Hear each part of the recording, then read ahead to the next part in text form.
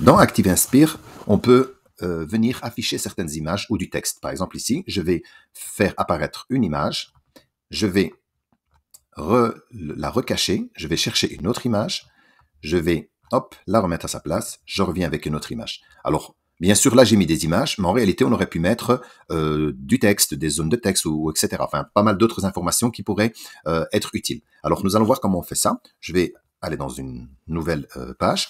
Et donc, premièrement, je vais aller insérer des images. Alors, pour insérer les images, vous avez la possibilité soit d'utiliser le bouton donc insérer média, ou bien vous avez le média ici en bas. Donc, je peux faire une des méthodes, c'est celle-là.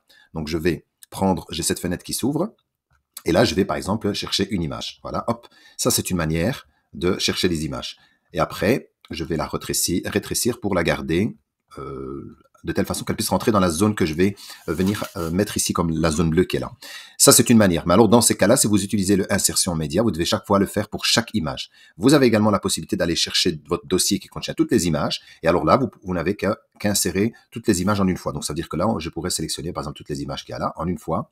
Je viens les déposer et je peux même prendre celle-ci aussi et je viens la déposer. Voilà. Une fois que j'ai fait ça, maintenant ici, il me suffit simplement de placer mes images ici en plein milieu pour qu'elles puissent bien sûr être dans la zone qui va se cacher. Donc ici, voilà, j'ai le bras qui est trop long, trop grand.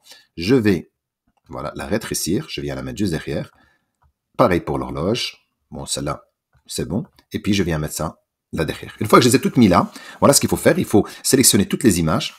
Pour ça, je peux aussi aller ajuster ici à 50%, comme ça je vois tout. Je sélectionne tout d'une traite et puis je vais aller dans ce qu'on appelle le navigateur d'action. Je clique dans le navigateur d'action et là, dans les sélections actuelles, je vais aller choisir le fait de l'éloigner.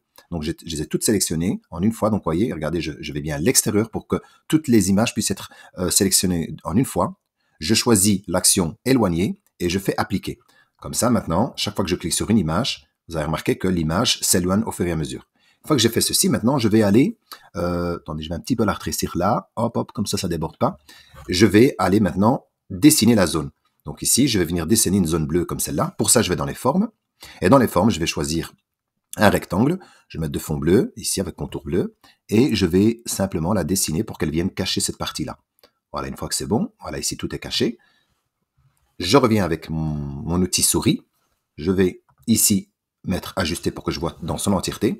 Et je vais dire à cet élément que je viens de dessiner, je vais aller dans le troisième onglet ici, qui est celui-ci, la forme. Regardez, ça, c'est les images qui sont à l'intérieur.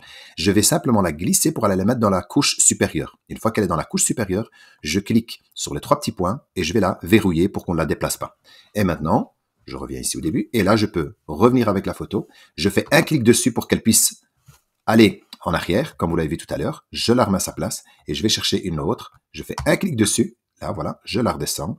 Je vais chercher la suivante. Je fais un clic ici quand elle est sortie, voilà, et je la redescends. Bien sûr, je peux aussi faire le clic ici à l'intérieur, et voilà. Et là, j'ai les images qui peuvent s'afficher au fur et à mesure.